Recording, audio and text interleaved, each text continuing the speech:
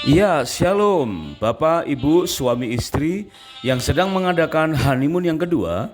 Kita sedang belajar dari kesalahan dari masa-masa yang lalu ketika kita mengadakan perjalanan berduaan saja. Kita lanjutkan episode yang ke-31, yaitu area pelemah seledri. Kita ingat kembali pada episode sebelum ini, kita telah belajar tentang kasut samurai seledri, yaitu buah roh kasih itu dengan 9 manifestasi, yaitu kasut, kasih, sukacita, damai sejahtera. Kemudian samurai atau samubai adalah kesabaran, kemurahan, dan kebaikan. Kemudian yang ketiga adalah seledri, yaitu kesetiaan, kelemah lembutan, dan penguasaan diri. Nah, kita sudah belajar bahwa ternyata penguasaan diri merupakan buah roh tingkat yang tertinggi yang diistilahkan sebagai upper fruit, yaitu buah roh yang harus kita hasilkan dalam ketekunan yang panjang, yang harus kita produksi secara pribadi dan juga bersama-sama dengan pasangan untuk kita persembahkan kepada otoritas yang lebih tinggi, ya, yang paling atas, yaitu kepada Tuhan. Nah, bisakah semua ketetapan Tuhan menjadi sikap pribadi kita? Apakah kita masih menganggap satu dengan yang lain, sesama pasangan saling menjadi duri dalam daging? Bagaimana area-area pelemah sehingga kita sulit menghasilkan penguasaan diri? Mungkin Bapak, Ibu semua, saudara mempunyai pendapat. Ya, silakan ditulis di kolom komentar supaya kita bisa belajar bersama-sama. Mari kita mulai episode yang ke-31 ini, yaitu area pelemah seledri atau kesetiaan, kelemah lembutan, dan penguasaan diri. Saat ini banyak kasus kejahatan terlihat sebagai akibat dari ketiadaan penguasaan diri. Beberapa pihak nyata-nyata kehilangan kendali atas dirinya sendiri, hilang kendali atas pekerjaan, hilang kendali atas sumber nafkahnya. Padahal penguasaan diri memungkinkan kita dapat hidup dengan damai. Penguasaan diri memungkinkan kita hidup berdampingan dengan keadaan apapun dalam waktu yang lama. Dan ini semua dapat dipastikan karena penguasaan diri diproduksi secara konsisten dalam waktu yang lama. Kita telah belajar dari kisah tentang Nabi Nuh yang dalam waktu yang lama mempunyai penguasaan diri, hidup bersama-sama dengan istri, ketiga anaknya dan ketiga menantunya, bahkan bersama-sama sekitar 7.000 jenis binatang yang ada di tempat yang sangat pengap selama sekian lama. Dan ternyata terbukti bahwa Nuh mempunyai kemampuan menghasilkan penguasaan diri sehingga keluar bersama-sama dari bahtera itu. Nuh keluar bersama-sama dengan istri, ketiga anak dan ketiga menantunya, bahkan bersama-sama dengan seluruh hewan yang waktu masuk bersama-sama, keluar pun juga bersama-sama. Sungguh indah.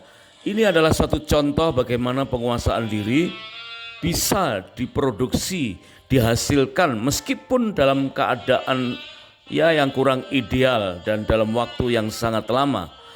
Namun di zaman ini ada banyak orang yang gagal memperoleh atau sanggup menghasilkan penguasaan diri. Padahal kasut samurai seledri ini adalah sesuatu yang harus kita kerjakan, yang harus kita hasilkan, yang harus kita persembahkan, terutama kepada pasangan, kepada orang lain, terlebih demi hormat dan kemuliaan nama Tuhan.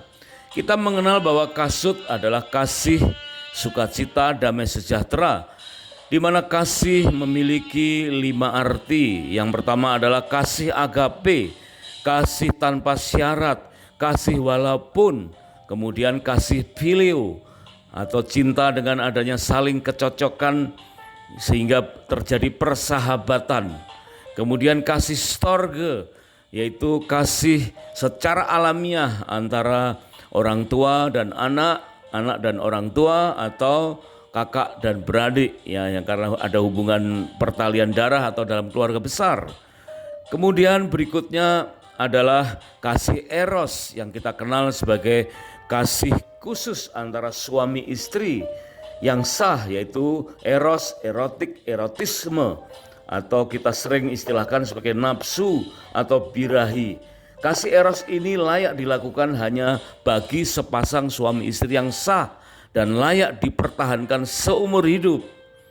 Kemudian yang kelima adalah kasih telo. Kasih telo adalah kasih di mana sebagai kadar mengasihi diri sendiri sebagai kesetimbangan dengan mengasihi sesama. Sebagaimana perintah Tuhan, kasihilah sesamamu manusia seperti engkau mengasihi dirimu sendiri. Nah, berarti kelima kasih ini harus kita rasakan terlebih dahulu, kemudian baru kita bisa praktekkan kepada orang lain, terutama pasangan. Setelah itu dari kasut tadi, kasih sukacita, damai sejahtera, maka setelah kita memiliki kasih sukacita dan damai sejahtera, maka kita akan mudah untuk memproduksi samurai atau samubai, yaitu kesabaran, kemurahan, dan kebaikan. Barulah kemudian kita berhasil memproduksi seledri, yaitu kesetiaan, kelemah lembutan, dan penguasaan diri. Nah, namun ada banyak hal yang menjadi pelemah, pelemah dari kemampuan kita untuk memproduksi buah roh tingkat tertinggi, yaitu penguasaan diri. Di dalam kasut samurai seledri ini, kita bisa melihat area-area pelemah apa saja. Pada saat mengadakan honeymoon kedua kali ini, baiklah kita mengenali dengan baik sumber-sumber masalah pribadi, mengenali area pelemah itu, sehingga banyak orang gagal menghasilkan penguasaan diri. Kita harus mempelajari sumber-sumbernya, penyebab-penyebabnya, agar sanggup bersahabat dengan masalah dan terampil menjalani kesulitan hidup sehari-hari. Cakap berempati dengan rela membantu permasalahan sesama, terutama atau berawal melalui keterampilan saat mempraktekkannya terhadap pasangan. Setiap kita pasti mempunyai duri atau area sensitif. Memahami adanya duri dalam daging bagi masing-masing bermanfaat supaya kita tidak sombong. Ingat kata Paulus, mengatakan supaya aku jangan meninggikan diri, maka aku diberi suatu duri dalam dagingku. Bagaimana kita sanggup menemukan duri dalam diri kita walaupun tidak mudah, karena biasanya duri dalam daging itu sudah lama terjadi dan sebagian duri kita itu tersembunyi. Sejak awal setidaknya ketahuilah sumber duri yang umum terjadi, yaitu bisa saja berupa pengalaman yang buruk, pola asuh yang buruk, atau lingkungan yang buruk saat kita bertumbuh. Hal demikian bisa juga berarti sebagai kualitas kasih yang buruk. Duri dalam daging sering tersembunyi di area jiwa, terlihat dari perilaku sebagai dampak buruk kualitas kasih, di mana area duri yang umum adalah pada pikiran, meliputi ungkapan emosi, kehendak, dan perilaku kita. Misalnya saja, terbiasa dengan berpikir negatif atau bertumbuh besar dengan berbagai kritik, maka ini merupakan area pelemah sehingga kita gagal menghasilkan penguasaan diri. Keberadaan duri dalam daging akan terlihat pada seseorang yang mudah cemas, tumbuh akibat perasaan tidak aman, ada insecurity karena ketidakhadiran orang tua atau orang tua yang bercerai. Dapat pula terjadi karena adanya perasaan cemburu yang tumbuh dari pengalaman dibedakan atau adanya ketidakadilan sehingga mudah tersinggung, membanding-bandingkan, bertumbuh besar dengan kurang kasih sayang, mudah sedih, rasa duka yang tidak terselesaikan, menumpuk gabungan dari rasa kesedihan dan keterpisahan yang hebat, ada neglect, ada perasaan ditelantarkan. Itulah bagian dari area pelemah dari kasut samurai seledri, sehingga seseorang akan dikenal tidak lagi mempunyai penguasaan diri. Area duri dalam daging akan terlihat pula dengan kurang terampilnya mengatasi persoalan keuangan. Beberapa orang dikenal pelit atau boros suka mencuri atau kleptomani. Gejala adanya duri dalam daging dapat pula terlihat pada area seksual, mudah jatuh cinta, mudah terlibat pornografi, atau sebaliknya frigid atau dingin. Adanya pelecehan seks, hubungan seks dini, aborsi, akibat orang tua bercerai atau diasuh oleh orang lain. Gejala lain dari pelemah ini adalah area duri dalam daging, yaitu adanya sensitif ditolak. Karena adanya penolakan sejak dari kandungan, diabaikan orang tua. Atau juga karena sensitif dituntut, karena sejak kecil jadi asisten orang tua atau sebagai anak sulung yang tidak dapat menerima jika merasa dituntut untuk membantu ekonomi keluarga, atau harus menjadi teladan bagi adik-adiknya. Kaku dan tidak romantis karena dibesarkan oleh orang tua yang kaku, kasar dan egois. Malas dan tidak disiplin karena terlalu dimanja, terlalu nyaman, serta kurang disiplin. Ketahuilah bersama pasangan bahwa setiap duri dalam daging yang ada pada masing-masing pribadi boleh jadi bukanlah penyebab tunggal. Sebab itu jangan saling menyalahkan atau menyalahkan diri sendiri secara berlebihan, sebab masing-masing bisa saja sebagai korban dari masa lalunya. Kembali kita simak firman Tuhan yang merema melalui Paulus.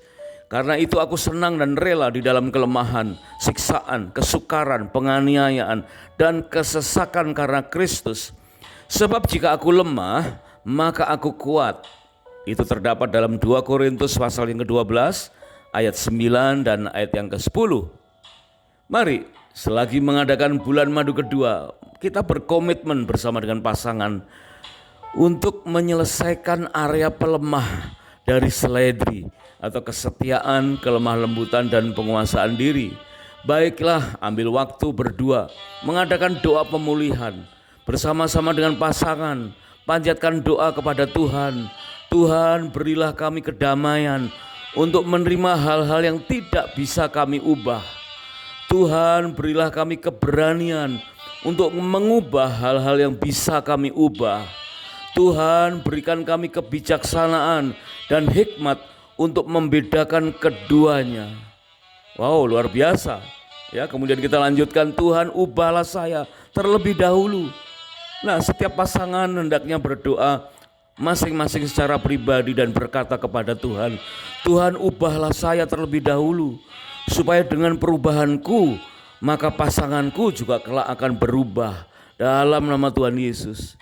Nah, perhatikan ini saudara, ada 3 hal yang perlu kita doakan. Yang pertama adalah biarlah kita menerima kedamaian untuk menerima hal-hal yang tidak bisa kita ubah. Nah, seringkali kita tidak terima dengan hal-hal yang tidak bisa kita ubah, ya. Ada faktor perbedaan, kekecewaan, kebiasaan, padahal itu bukan karena dosa, ya. Kalau perbuatan dosa tentu kita harus bereskan dengan pertobatan.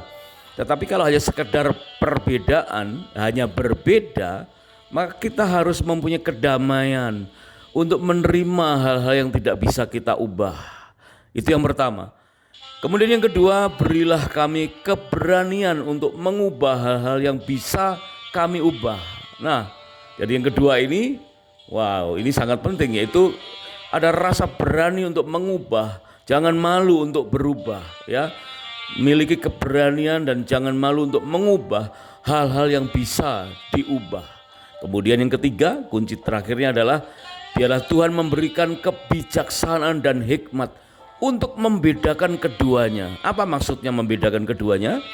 Yaitu yang pertama menerima yang tidak bisa diubah, dan yang kedua berani mengubah untuk yang bisa diubah. Membedakan dua-duanya ini sangat penting. Mana yang tidak bisa diubah, mana yang harus berubah. Itu adalah pokok doa penuh dengan hikmat dan kebijaksanaan agar kita mampu menghasilkan penguasaan diri dan menghilangkan faktor-faktor pelemah dari kemampuan menghasilkan penguasaan diri. Suami, istri, bapak, ibu yang sedang mengadakan bulan madu kedua, kita telah sepakat bahwa honeymoon kedua itu sangat penting. Honeymoon merupakan sesuatu kebutuhan di mana kita melakukannya berulang-ulang dan kita sebut sebagai bulan madu kedua atau honeymoon yang kedua. Kita mengadakan kesepakatan dengan pasangan untuk mencari tempat spesial, waktu spesial, meskipun tidak jauh, meskipun tidak lama, tetapi manfaatkan untuk berduaan, berbincang-bincang bersama, sharing, mengkoreksi dengan hati yang tulus, dengan hati yang terbuka, dengan rendah hati, ya. Kemudian mengadakan komitmen-komitmen bersama, dan pada perikop ini, pada episode yang sekarang ini, kita bersama-sama berdoa untuk damai, menerima hal yang tidak bisa kita ubah dan berani mengubah hal-hal yang bisa kita ubah, dan mengenali keduanya dengan hikmat dan kebijaksanaan, dan kemudian barulah kita bisa mengikis sedikit demi sedikit faktor-faktor pelemah yang mengakibatkan kita yang lalu sulit untuk menghasilkan penguasaan diri. Ketahuilah bahwa buah roh manifestasi yang ke-9 atau yang tertinggi adalah penguasaan diri. Itu harus kita produksi, harus kita hasilkan sebagai buah yang matang, yang menyenangkan semua orang dan menyenangkan hati Tuhan. Melalui bulan madu kedua ini, sekalipun tampak ada kekurangan dari pasangan kita dan yang sebelumnya kita anggap sebagai duri dalam daging, justru sekarang kita akan mendapatkan karakter Kristus. Kita akan semakin rendah hati dengan selengkap manifestasi buah roh, terutama penguasaan diri sebagai buah ketekunan. Meskipun pada awalnya serasa banyak area pelemah dari kasut samurai seledri ini, tetapi akan membuat kita semakin mudah untuk menerima ketetapan Tuhan sebagai sikap pribadi. Sehingga apabila ada yang tidak kita sukai, bukan berarti kita harus begitu saja ingin menyingkirkannya. Dengan memiliki penguasaan diri sebagai buah roh ketekunan, maka akan dapat tetap harmonis dengan pasangan seumur hidup kita. Kita akui dengan hati yang terbuka beberapa duri dalam daging yang membuat kita terpancing untuk melakukan kesalahan. Maknai setiap kesalahan sebagai pembelajaran, dan mari kita siap belajar dari kesalahan. Kiranya Tuhan Yesus memberkati pernikahan dan rumah tangga kita dengan keharmonisan yang berlimpah-limpah. God bless you.